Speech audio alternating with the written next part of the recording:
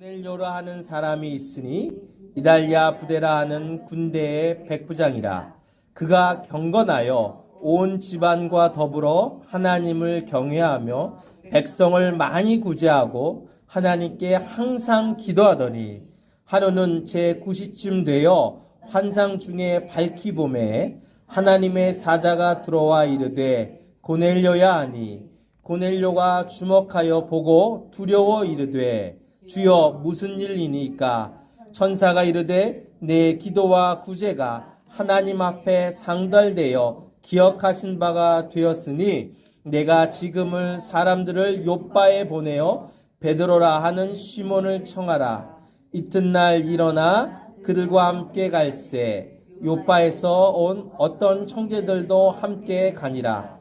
이튿날 가이사랴에 들어가니 고넬료가 그의 친척과 가까운 친구들을 모아 기다리더니 마침 베드로가 들어올 때에 고넬료가 맞아 발 앞에 엎드려 절하니. 아멘. 우리 일어선 채로 잠시 기도하겠습니다. 하나님, 하나님의 거룩하고 충만한 말씀을 듣습니다. 한 주간 살다가 육체가 때로 피곤하여서 육체의 한계를 넘지 못할 때도 있지만 하나님이 오늘 이 시간 능력 주시고 힘 주셔서 하나님께서 내 인생에, 우리 가정에, 그리고 이 마지막 때를 살아가고 있는 우리들에게 주시는 하나님의 말씀을 분명히 새겨듣게 하시고 잘 박힌 목과 같이 우리의 심령 가운데 잘 박히어서 하나님 우리도 열매 맺는 인생, 칭찬받는 인생을 살게 하여 주시옵소서. 감사드리고 예수님의 이름으로 기도했습니다. 아멘. 자리에 앉으시겠습니다.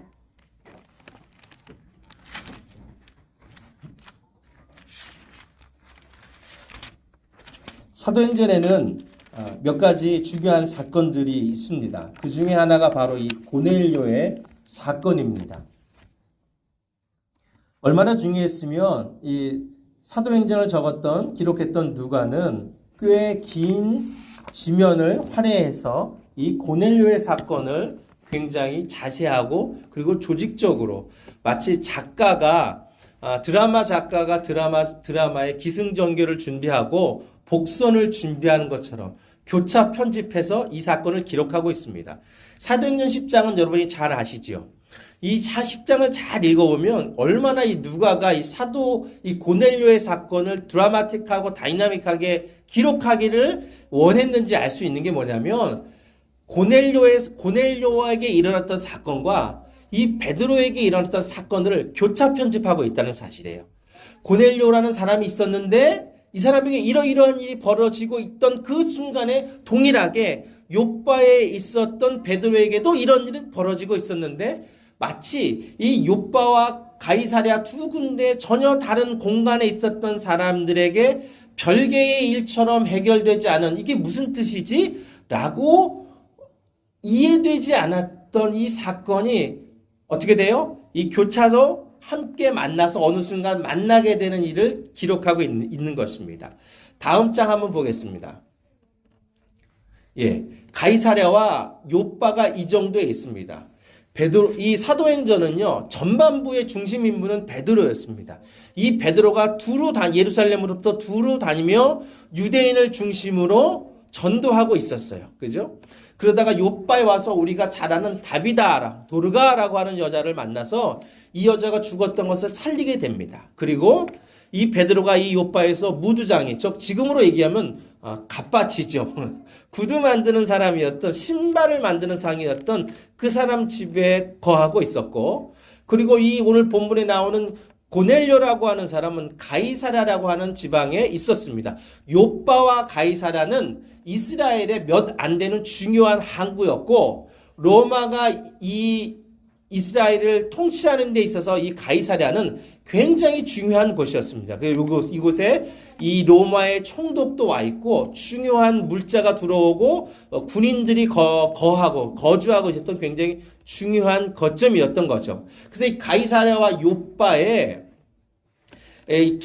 이 사건의 인물이 있는데 가이사랴에는 고넬료가 그리고 욥바에는 베드로가 있었던 거지요. 우리가 잘 아는 것처럼 고넬료에게 먼저 사건이 일어났습니다. 무슨 사건이었죠? 고넬료가 기도하는 시간에 제9시에 유대인들에게 제9시는 우리로 하면 오후 3시에 해당합니다. 유대인들은 9시와 12시와 3시에 기도했습니다. 실제로 무슬림들도 지금 하루에 5번 기도하죠. 원래는 7번 기도했는데 5번으로 줄였습니다. 유대인들도 항상 기도하는 시간이 있었다는 거예요. 그 기도 시간에 어떤 특별한 초자연적인 역사를 경험합니다.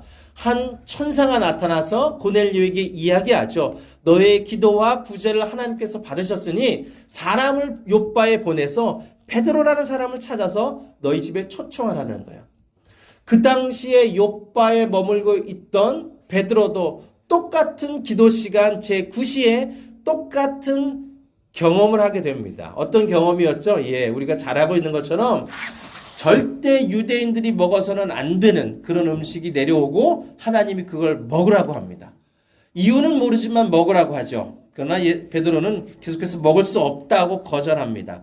이런 일이 3번 있은 후에 이 보자기가 하늘로 다시 올라가게 됩니다. 17절에 보니까 베드로가 이 환상이 무슨 뜻인지 몰랐다는 거예요. 베드로가 이게 무슨 뜻일까 생각하고 있을 때 고넬료가 보낸 사람이 베드로의 집에 베드로가 머물고 있는 이 무두장의 집으로 찾아와서 자초지종을 이야기합니다. 베드로가 그때서야 자기가 꾸었던 그 환상과 꿈이 무엇인지 알게 되는 것이죠. 이 고넬료의 사건은 그 당시 예루살렘 교회의 수장이었던 베드로가 이 예루살렘에 임한 하나님의 은혜와 복음이 단순하게 예루살렘이나 유대 지방 조금 넘으면 사마리아에 머무르지 않고 그것이 어떻게 세계화가 되고 열방을 품게 되는지 중요한 결단을 하는 시간이 됐다는 거예요.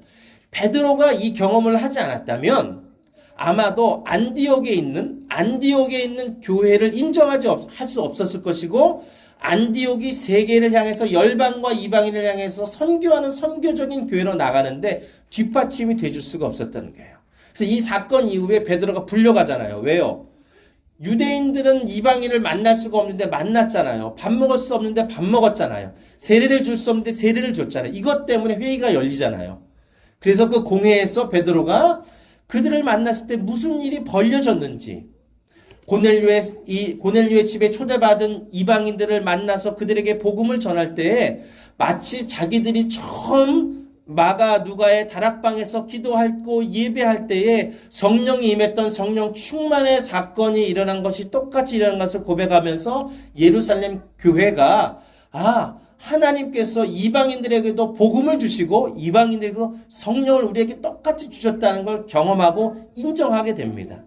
그 일이 안디옥 교회로 번져나가게 되고 안디옥 교회로부터 시작해서 바나바와 바울이 세워지고 그들이 나가서 터키 지방과 아시아와 에베소와 그리고 그 지주교회를 건너가서 마케도니아 지방에 있는 빌립보 그 다음에 그 밑으로 내려와서 여러 가지 교회들을 개척하고 아덴과 고린도와 그리고 어떻게 해요? 로마와 스페인과 그리고 여기까지 한국 땅에 경기도 김포에 있는 통진읍까지 여기까지 온 거라고요.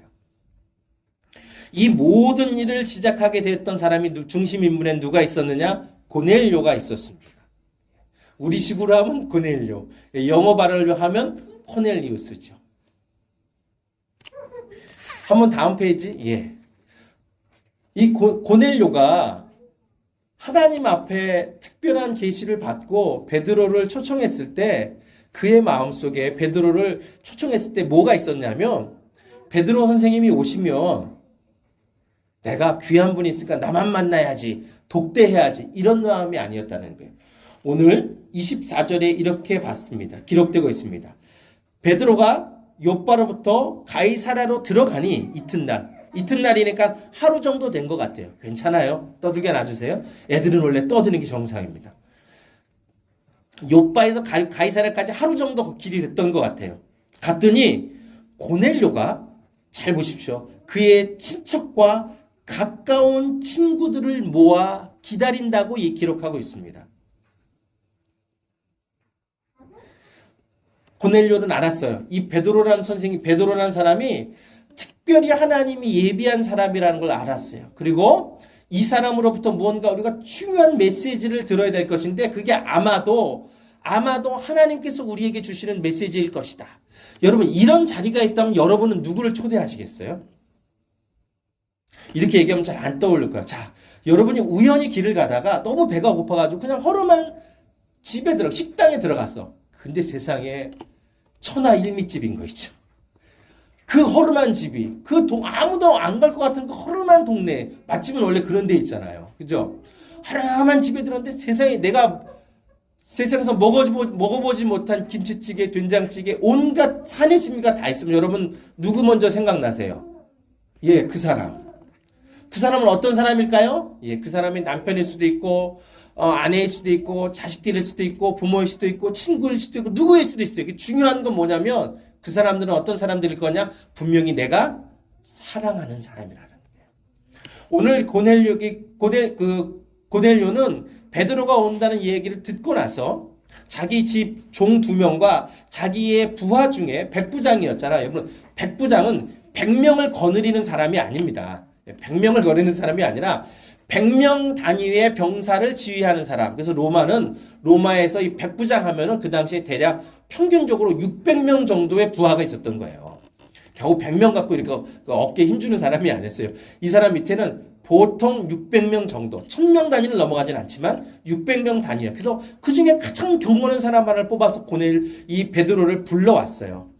그리고 그 중간에 고넬료는 가만히 있지 않고 뭐 했냐면 리스트를 작성했던 거예요. 여러분 귀한 사람들 만나게 될 때 여러분 아무나 초청하시겠습니까? 그렇지 않죠. 리스트를 작성할 거라고요. 그래서 이 베드로를 만나게 되었습니다.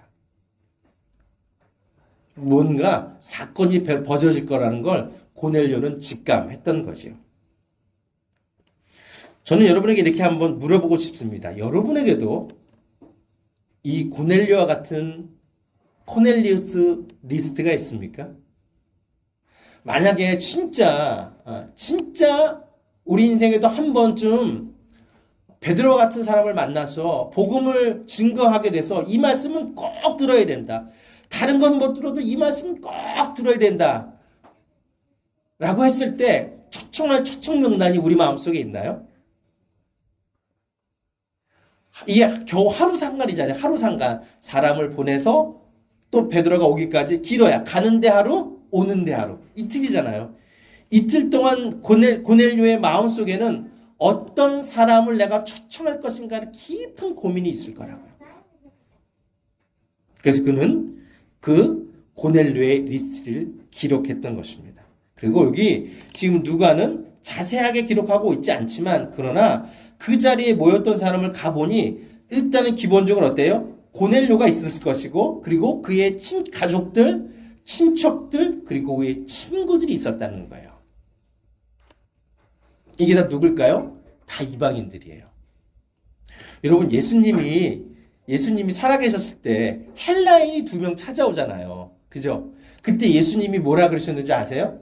뭐라고 하나님께 기도했냐면 하나님 이제 내가 영광을 받을 때가 됐습니다. 이랬어요. 겨우 헬라인 2명 찾아온 것 같고 무슨 뭐 대단한 사람도 아니고 그냥 헬라 사람이 찾아온 거예요. 예수님은 그 2명의 헬라인을 통해서 이미 사도행전의 비전을 보신 거예요. 지금 내게 2명밖에 찾아오지 않지만 내가 십자가에서 죽고 부활해서 내 제자들이 열방 가운데 복음을 전할 때에 헬라인들이 돌아올 것이고 로마 사람들이 돌아올 것이고 열방의 사람들이 돌아올 것이다. 예수님은 헬라인 2명 만나면서 예수님의 마음속에도 지저스 리스트가 있었다고요. 그것이 시간이 지나고 나면 어때요? 그것이 시간이 지나갔더니 사도들에게 그리고 사도들을 넘어서는 고넬료에게 그래서 이 코넬리우스 리스트가 그의 마음속에 늘 있었던 거예요. 이게 있는 사람이 행복한 거예요. 여러분 우리가 그 영화 알잖아요. 리스트 하면 제일 떠오르는 게 무슨 리스트가 있어요? 쉰들러 리스트가 있잖아요. 그죠? 2차 대전 때 일부러 자기가 공장을 지어서 아우슈비츠로 가는 그 유대인들을 살리려고 자기 전 재산을 붓습니다. 그래가지고 최종적으로 1100명의 유대인들을 구출해가지고 자기 공장으로 데려옵니다. 그리고 전쟁이 끝날 때까지 이 사람들을 독일 사람들이 데려가지 못하도록 끝까지 보호를 해요. 그러다가 2차 대전이 종전이 됩니다. 그러니까 쉰들러가 모든 공장의 직원들을 다 모아요. 다 모아서 이렇게 얘기해요. 여러분, 전쟁이 끝났습니다. 이제 여러분들은 고향으로 돌아가실 수가 있습니다. 가서 여러분의 사랑하는 친척들을 만나실 수가 있습니다. 근데 저는 나치 당원이잖아요. 저는요, 군수 물품을 만들어서 독일 정부에 팔아서 돈을 번 사람입니다. 자, 이제 여러분은 자유인이시고 저는 범죄자입니다. 전쟁 범죄자입니다. 저는 이제부터 도망자로 살게 될 것입니다. 이렇게 연설을 하고 오스카 쉰들러가 이제 도망하기 위해서 공장 앞으로 나갑니다. 차 타기 전에 그 공장에 있던 대표가 쉰들러에게 편지를 하나 전달합니다. 미스터 쉰들러, 이것은 당신이 도망자의 신세를 살아야 되는 당신에게 우리가 전하는 편지입니다. 당신이 어떻게 우리를 보호했는지가 기록되어 있습니다. 그리고 여기 1100명의 명단이 있고 우리가 모두 여기에 사인을 했습니다. 하면서 그 편지를 오스카 쉰들러에게 전해줍니다. 그리고 반지 하나를 전해줍니다. 그 반지에는 탈무드에 기록된 한 성구가 기록되어 있었습니다. 그때 쉰들러는 자기 친구를 붙잡고 통곡합니다. 더 많이 구할 수 있었는데. 그러자 그 유대인은 이렇게 얘기합니다. 아니에요. 당신은 할 수 있는 것 이상으로 했어요. 그래도 쉰들러는 마음이 너무 힘들었던 거야. 아니야, 난 더 할 수 있었어. 이 자동차도 팔고 나는 돈을 너무 엉뚱한데 많이 쓴 것 같아. 이 화류계, 그 독일 세계 화류계의 어떤 아이콘 같은 사람이었거든요. 그때 그 이스라엘 친구가 이렇게 얘기합니다. 아닙니다. 한 사람을 구한 것이 온 세상을 구한 것입니다. 예수 믿으면 어떤 사람이 제일 행복할까요? 병 고침 받은 사람? 돈을 많이 번 사람? 자녀들이 잘 된 사람? 존경받는 사람? 엄청난 영향력을 미치는 영적인 인플루언서? 아니요. 저는 이 고넬리우스 리스트를 가진 사람이 하나님 앞에 가장 복된 사람이라고 생각합니다. 내가 너무너무 사랑해서 내게 가장 귀한 것을 전해줄 사람들의 명단을 갖고 있는 이 사람. 아무리 성공하고 아무리 사람들에게 박수받고 스포트라이트를 받아도 그 마음속에 내가 전도하고 싶은 사람, 복음을 전하고 싶은 사람 한 사람이 없는 그 사람은 가난한 사람입니다. 그 사람은 불쌍한 사람입니다. 그 사람은 죽을 때 쓸쓸하게 죽을 사람입니다. 여러분은 그 리스트를 가지고 계십니까? 가족을 전도하는 것, 지인을 전도하는 것 세상에 가장 어렵습니다. 여러분, 길거리에 나가 전도하는 게 훨씬 쉽습니다. 예. 나가서 전도하다 보면, 전도하다 보면 하나 걸립니다. 그런데 어때요? 집에 있는 가족을 전도하는 건 그 세상이 가장 어렵다는 거예요. 근데 오늘 이 고넬료는 어때요? 자기의 지인들, 자기를 잘 아는 사람들, 자기 친척들을 불렀다는 거예요. 여러분, 가족 전도가 어려운 이유가 두 가지가 있는데, 첫째는 뭐냐면 가족 전도는요, 시간이 오래 걸려요. 그렇죠? 뭐 하루 이틀 전도해서 전도되면 안 됩니다. 어떤 사람은 평생을 내가 우리 가족 친지를 위해서 전도해야 될 그럴 때도 있대요. 시간이 길어. 그래서 누가요? 내가 지쳐. 아유, 저 인간 더 이상 기도 못하겠다. 알아서 뭐 천국을 가든 말든 포기하게 된단 말이에요. 그 시간이 롱텀이 걸리는 전도예요. 두 번째, 가족 전도, 지인 전도가 왜 어렵냐? 나의 과거를 알아. 나의 평상시를 알아. 그렇잖아요. 내 과거를 알아요. 내 과거. 내가 어떻게 살았는지. 지금은 다 이렇게 뭐 양복 입고 이랬지만, 여러분 집에서도 양복 입나요? 뭐 집에서 저 넥타이 하고 있을 것 같아요? 제정신 아니죠. 지금 편하게 입고 있는 거죠, 뭐. 가족 전도가 어려운 이유가 내 과거를 알고 내 일상을 알고 내 진짜 모습을 알아서 그래요. 우리가 뭐 좀 하려고 그러면 어때요? 안 믿는 가족이. 아유, 뭐 지가 언제부터 믿었다고. 안 그렇습니까? 솔직히 그러잖아요. 그래서 가족전도 지인전도가 어려운 거예요. 오늘 성경은 고넬료를 이렇게 기록하고 있습니다. 표현하고 묘사하고 있죠. 그는 경건하며 온 집안과 더불어 하나님을 경외하며 백성을 많이 구제하고 하나님께 항상 기도하는 사람이었다라고 2절에 기록하고 있습니다. 경건하다는 말은 이렇게 이해하시면 될 것 같아요. 누구누구를 닮았다. 그죠? 누구누구 닮았다. 경건하다는 건 뭐예요? godness. 하나님 닮았다는 거예요. 그 사람 보면 왠지 하나님 보는 것 같다는 거예요. 누군가에게 그런 얘기를 들으신 적이 있나요? 말하는 게 하나님 같고 예수님 같고요. 생각하는 게 예수님 같고 사는 게 예수님 같은 거. 그걸 뭐라고 하냐? 경건하다고 하는 거예요. 주일날 성경책만 들고 교회 왔다 갔다 하고 봉사하고 종교 생활 한다고 해서 경건하다고 얘기하지 않습니다. 이집트에 갔더니 이집트에도 10%가 크리스천이라고 했잖아요. 그래서 예수 믿는 사람을 두 가지로 나눠요. 크리스천과 빌리버로 나눠요. 굉장히 엄격하게 나누더라고요. 그냥 뭐 우리 예수 믿어? 뭐 교회 다니고 이렇게 하는데 이집트인들은 그렇게 물어보지 않아요. 그 사람 교회 다닌다, 예수님 믿는다고 하면 꼭 물어봐요. 그 사람 크리스찬이야? 빌리버야? 이렇게 물어보죠.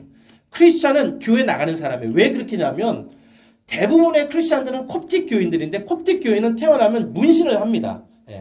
조그맣게 반드시 문신하게 돼 있어요. 또 믿음 좋은 사람은 여기다 크게 예수님 문신 손바닥만하게 하는 사람도 있어요. 그러니까 다 만나보면 이 사람들은 주민등록증에도 크리스찬이라고 기록되어 있고 몸에도 문신이 있단 말이에요. 몸에도 문신. 그러니까 어때요? 예수 그리스도 예수님을 믿는다는 흔적이 있는데 실제로 만나보면 그렇게 사냐? 그렇게 산 사람. 이집트 보통 예수님을 모르는 그냥 이집트인들과 똑같이 이집트인들은 대부분 이제 관광에서 먹고 사니까 그죠? 관광객 오면 똑같이 사기치고 거짓말하고 돈 뜯고 똑같이 이렇게 얘기한다고요. 그걸 누가 아니냐? 이집트인들 본인들이 알아. 그래서 꼭 구분해. 그 사람 우리식으로 하면 그 사람 교회 다니는 사람이야? 아니면 거듭난 사람이야? 이렇게 구분을 하더라고요. 그래서 빌리버들, 거듭난 사람들에게 너 크리스찬이지? 이렇게 물어보면 아니라 그래. 나는 빌리버야. 나는 명목상 그냥 교회만 이렇게 다니고 내가 태어나 봤더니 우리 부모가 크리스찬, 예수 믿는 사람이야. 기독교인이냐? 이집트식으로 기독교인이냐? 그래서 어쩔 수 없이 몸에 십자가 문신하고 교회는 나가고 주민등록증에는 기독교인이라고 써 있는 그런 표면상의 크리스찬이 아니라 진짜 내 안에 예수님이 들어오셔서 내 속이 뒤집어지고 나를 다스리는 분이 예수님이고 나는 예수님의 그분의 통치 아래 있는 그런 사람이야. 나를 크리스찬이라고 부르지 마. 그건 나를 모욕하는 일이야. 이렇게 생각하더라고요. 여러분 크리스찬이에요? 빌리버예요? 여러분 누굴 닮아 계세요? 빌리버들은 그 안에 예수님이 들어와 계세요. 그 얘기는 무슨 얘기냐면 내 안에 영적인 유전자가 바뀌었다는 거예요. 여러분 유전자가 바뀌었다니까요. 여러분 유전자의 힘이 얼마나 큰 줄 아세요? 얼마나 크냐면 저와 우리 어머니가 똑같이 생겼어요. 저희 아이들 너희들도 조만간 나처럼 된다. 너의 미래가 나다. 이렇게 딱 얘기할 수 있습니다. 이내와 이난이의 미래가 이 두 분의 미래입니다. 그렇죠? 저 집 애들 얼마나 이쁘고 잘생겼어요. 엄마 아빠가 지금 잘생겼거든. DNA의 힘은 뭐냐면 내가 억지로 무언가를 하려고 하는 게 그렇게 되는 게 아니에요. 그런 DNA가 들어와 있으면 그냥 자연스럽게 그렇게 되는 거예요. 그죠? 애들한테 물어보세요. 너 엄마 아빠 닮으려고 노력했니? 그게 아닙니다. 제가 뭐 저희 어머님 닮으려고 막 이렇게 다리 근육을 키우고 그런 게 아니에요. 눈을 떠봤더니 똑같이 붕어빵으로 생겼더라고요. 예수님의 DNA가 우리 안에 들어와 있으면 경건해져요. 그분이 우리를 다스리고 우리가 그분의 다스림에 순종하기만 하면 애쓰지 않아도 우리의 언어가 바뀌고 우리의 생각이 바뀌고 우리의 삶과 우리의 삶의 목적과 가치관이 바뀌고 세상을 바라보고 사람을 바라보는 우리의 눈이 바뀐다고요. 예수를 믿었는데 안 바뀐다. 예수님의 DNA가 이식되지 않은 거예요. 고넬료는 예수님의 DNA가 이식되어서 경건하게 변화된 사람이요. 그는 단순한 크리스찬이 아니고 인생의 주인이 바뀐 빌리버였다고요. 성경이 그를 그렇게 이야기하고 있고 그 주변에 있던 유대인들이 고넬료 그 사람은 600명이나 거스른 로마의 굉장히 높은 제너럴이었지만 그게 중요한 게 아니라 고넬료는 하나님 예수님의 DNA가 있던 경건한 사람이었다는 거예요. 그래서 고넬료에게는 가족전도 지인전도가 가능했다는 거예요. 두 번째, 온 집안과 더불어 하나님을 경외했던 사람이라는 거예요. 하나님을 경외했다. 영어 성경에 보면 feared God. 하나님에 대한 두려움이 있었다는 거예요. 여러분 이 사람 직업이 뭐예요? 군인이죠. 군인. 자기 말 한마디에 로마의 군인들이 굉장히 군기가 엄했거든요. 이 장군의 말 한마디에 죽기도 하고 살기도 합니다. 그렇죠? 그러니까 전쟁할 때 이 장군은 뭘 해야 되냐면 항상 전세를 잘 파악해야 돼. 그게 무슨 얘기예요? 상대방이 나보다 강한지 약한지 빨리 파악해야겠죠. 내가 지금 싸워야 되는데 평지에서 싸워야 되는지 계곡에서 싸워야 되는지 수중전인지 물로 싸워야 되는지 불로 싸워야 되는지 장군이 빨리 판단해야 되는 거예요. 그의 판단력 하나에 어때요? 600명 이상의 병사가 죽고 사는 생사가 달렸다고요. 이 고넬료는 그래서요, 직업상 항상 자기가 뭘 알아야 되면 적을 잘 알아야 되고 적이 어떤 상황에 있는지 잘 깨달아야 되는 사람이 위치에 있던 사람이었어요. 그래서 고넬료는 뭘 깨달으면 내가 정말로 두려워야 될 사람이 누구냐면 그거는 나를 백부장으로 임명한 로마의 황제나 내 상사가 아니라 내 인생에 진짜로 두려워야 될 사람은 누구다? 하나님이라는 걸 알았다는 거예요. 고넬료는 하나님을 두려워했던 사람이었어요. 여러분 누구 제일 두려워하세요? 어렸을 땐 부모를 되게 두려워하죠. 그러나 시간이 지나면서 처음에는 엄마 아빠가 슈퍼맨 같아. 그죠? 초등학교 들어가면서 뭔가 배우면서 한두 개를 모르는데 엄마가 잘 몰라. 부모가 모르는 게 있네? 고등학교쯤 되면은 이제 모든 실체가 드러납니다. 대학교 들어가고 청년이 되면 뭐라 그래요? 이제 저 정도 크면 군대까지 갔다 오면 어떻게 해요? 뭐라고 얘기합니까? 가만히들 계세요. 두려워하지 않죠. 왜? 우리의 실체가 다 좀 더 크면 이제 우리를 불쌍히 여겨주잖아요. 그때까지는 참아야 됩니다. 고넬료가 무엇을 두려워해야 되는지를 아는 사람이었다는 거예요. 그래서 자기뿐 아니라 자기와 함께하는 모든 사람들도 하나님을 경외하며 하나님을 두려워할 줄 알았던 사람. 베드로가 나중에 10장 한번 읽어보세요. 베드로가 나중에 10장 하반부에 가면 복음 전해요. 복음 전할 때 예수님을 뭐라고 소개하냐면 사랑의 예수님, 치유하는 예수님 이렇게 소개하지 않아요. 예수님을 어떻게 소개하냐면 복음을 이 장소에 모인 사람에게 전하냐면 산자와 죽은 자를 심판하러 오시는 바로 그분이 바로 예수며 그분이 바로 하나님의 아들이라고 소개해줘요. 여러분 만약에 우리가 병원 갔는데 별거 아닌 줄 소화가 좀 안 돼서 갔어요. 근데 갑자기 의사가 쳐다보면서 3개월 남았습니다. 여러분 이렇게 얘기한다면 여러분 어떻겠어요? 그 의사가 얼마나 무섭겠어요. 예수님을 그렇게 소개했다고요. 정말로 두려워야 될 분, 정말로 하나님 앞에 경외심을 가지며 나가야 될 그분은 예수님이다. 고넬료는 그렇게 살았습니다. 자기를 임명해준 로마의 황제가 아니라 하나님을 정말 두려워해야 된다. 세 번째로 고넬료는 어떤 사람이냐? 구제 많이 했다는 사람. 여러분 구제를 뭘로 해요? 구제를 입으로 합니까? 구제는 주머니가 하는 거예요. 주머니가 하는 겁니다. 아시다시피 우리가 많이 헌금해도 저한테는 한 푼도 안 오는 거 아시죠? 걱정하지 마십시오. 돈 달라는 저한테 돈 내라는 얘기가 아닙니다. 그러나 고넬료는 하나님을 경외하고 하나님을 닮아가는 일을 그저 입으로만 하지 않고 어땠냐면 많은 불쌍한 유대인들을 도와주는 일을 했다는 거예요. 누구 돈이 들어갔을까요? 여러분 이 고넬료도 월급쟁이에요. 월급쟁이. 그렇지 않아요? 군인도 월급쟁이 공무원에 불과했어요. 구제할 때 로마 돈을 갖다가 썼겠습니까? 아니요. 자기 월급에서 나눠서 구제하는 일을 실제로 했다는 거예요. 여러분 우리의 가족과 우리의 지인과 우리의 친족들이 우리를 믿지 않는 이유가 있어요. 예수 믿는 사람들이 제일 많이 듣는 말이 뭐예요? 말쟁이. 말은 잘해. 제일 많이 듣는 얘기잖아요. 예수 믿고 나면 그래서 어떻게 해요? 입은 닫고 지갑은 열어야 돼요. 고넬료가 그랬다는 사람이라는 거예요. 말로만 하나님 사랑한다, 하나님을 믿는다. 그러나 그러면서 속으로는 내가 복 받아야지, 더 많이 벌어야지. 내가 지금 백부장했지만 천부장이 되고 만부장이 되고 스타를 달고 막 이렇게 돼야지, 이런 꿈을 꿨던 사람이 아니라는 거예요.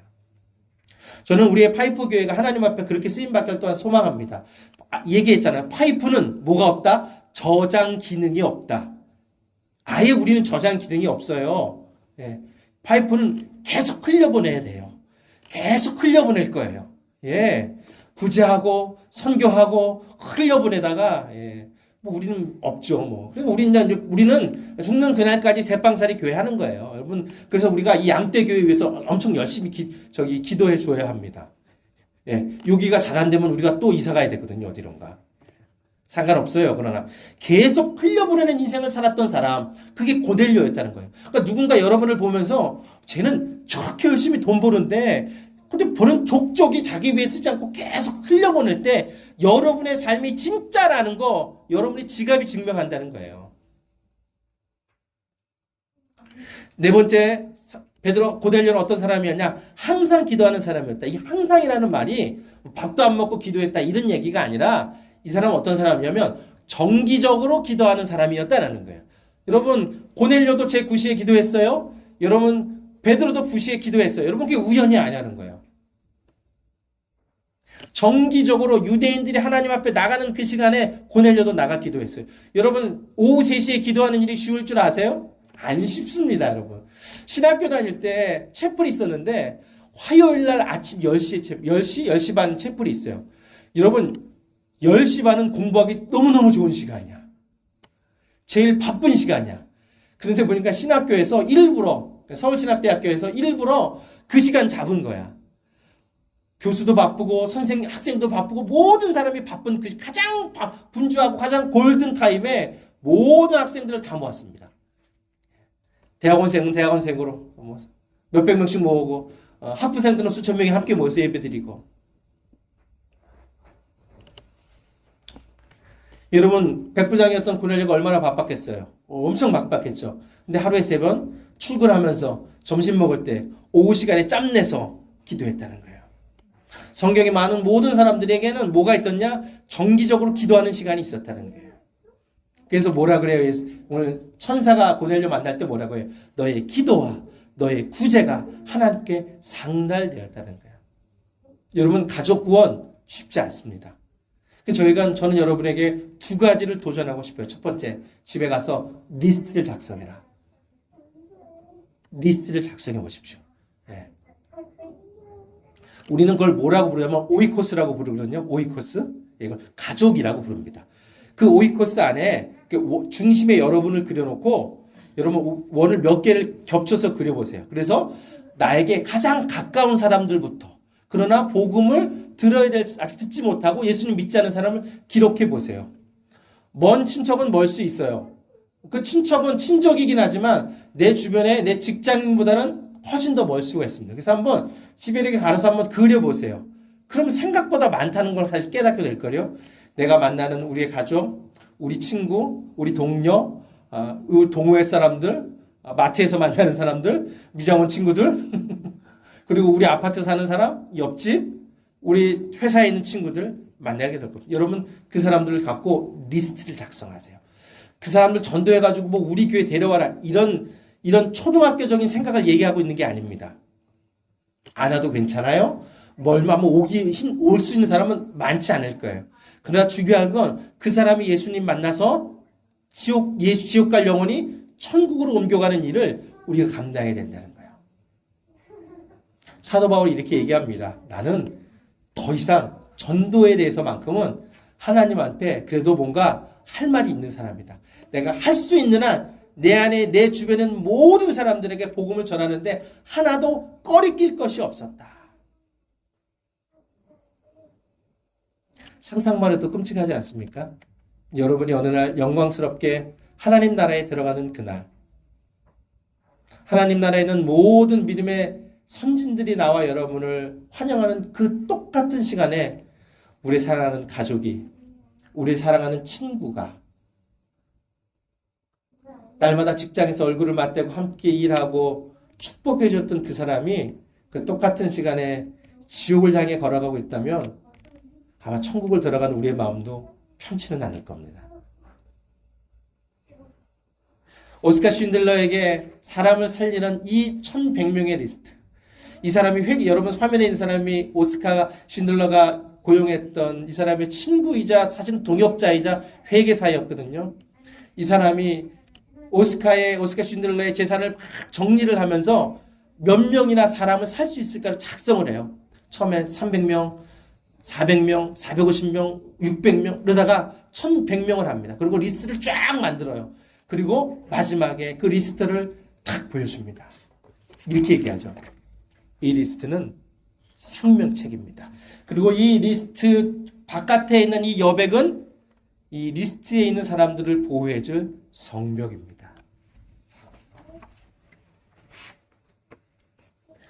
오스카 쉰들러는 결국 자기 인생을 도망자로 끝냈지만 자기 인생을 허무하게 살지 않았습니다. 우리의 인생도 하나님 앞에 허무해지지 않으려면 쉰들러가 리스트를 가지고 있었던 것처럼 코넬리우스가 자기의 리스트를 갖고 있던 것처럼 내 이름을 딴 내 리스트가 있어야 합니다. 강홍태 리스트, 김영은 리스트, 성재 리스트. 예.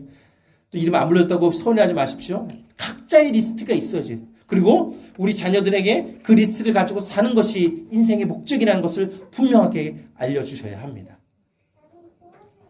오늘 이 고넬료의 이야기를 보면서 하나님 우리 안에 이런 소망이 있었으면 좋겠어요. 저도 그 리스트 갖게 해주세요. 저희 처음에 이집트에 있다가 한국 나올 때 얼마나 가슴이 설렜겠어요. 생각해보세요. 여러분 이집트 있다가 서강국에 있다가 눈 떴는데 갑자기 이집트 저 시골 구석탱이 아무도 없는 정말로 광야가 있는데 덩그러니 그러다가 한국에 오게 된 거예요.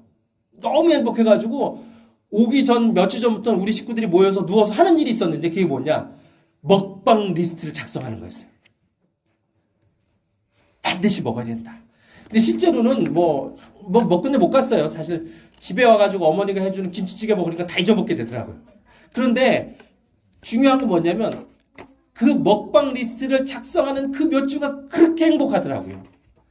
그래 김치찌개는 어디가 맛있었지? 그래 순대는 어디가 맛있었지?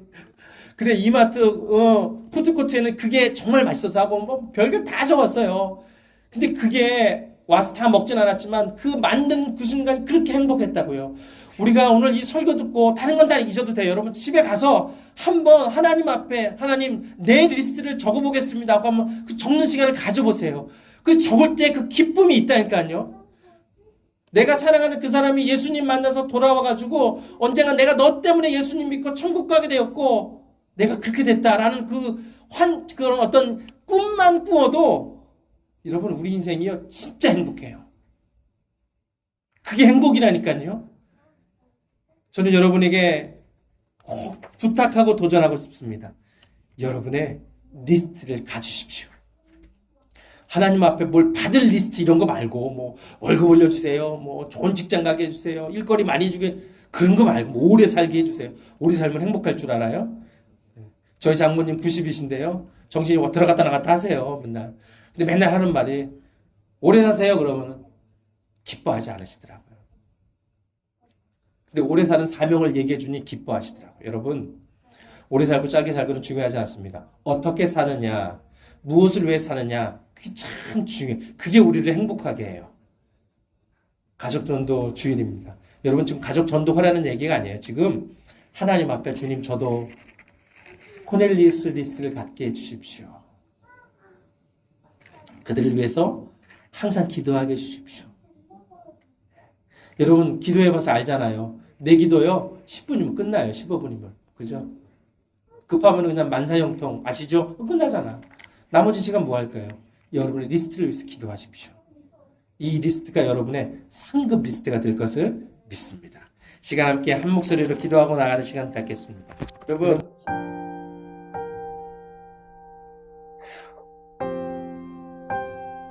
여러분도 누군가의 전도로 예수님 알게 되셨잖아요. 누군가가 여러분을 마음에 막 오랫동안 품고 있었다고요. 나를 오랫동안 마음에 품고 기도하고 기회를 엿보고 내 마음을 열도록 막 나를 섬겨주고 아껴주고 관심 가져주고, 그러다가 결정적인 어느 순간에 누군가가 복음을 전해서 나도 예수 믿게 됐잖아요. 천국 가게 됐잖아요. 더 이상 인생을 이 땅에 살면서 먹다가 마시다가 죽을 험한 인생으로 끝나지 않고 하나님 나라의 백성으로 영광스러운 것을 사모하며 살도록 우리 인생을 바꿔준 그 누군가가 그 자기의 리스트에 내 이름을 올려놨기에 오늘의 내가 있었잖아요. 우리도 그 리스트 좀 가져봅시다. 전도 많이 해서 의자에 사람 많이 채우라는 얘기가 아닙니다. 이 회계사가 이 명단은 생명의 리스트입니다 라고 얘기한 거죠. 우리 각 사람의 전도의 리스트 가져서 주님 생명책입니다. 한 사람도 빼놓지 마시고 주님 내 간구와 기도를 들으셔서 이 사람도 예수님 믿고 거룩하여지고 정결하여져서 예수의 피로 천국 가고 하나님 자녀 되게 하여 주시옵소서. 그것을 내 인생의 복으로, 내 인생의 만족으로, 행복으로 사는 그런 인생 살게 해달라고 우리 주여 한번 외치고 간절히 기도하고 나가겠습니다. 기도합니다.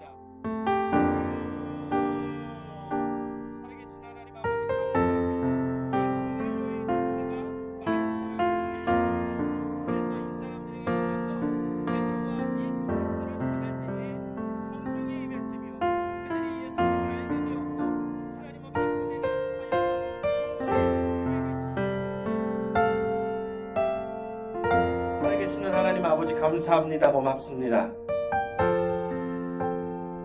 우리에게도 이 고넬료와 같이 믿음의 명단이 있게 하여 주시고 이 명단을 품고 기도하게 하여 주시고 기도할 때 하나님의 은혜가 우리에게도 임하며 한 사람 한 사람 이름을 불러가며 기도하고 있는 우리 믿음의 리스트에 있는 한 영혼들에게도 하나님의 은혜가 흘러 들어갈 줄 믿습니다.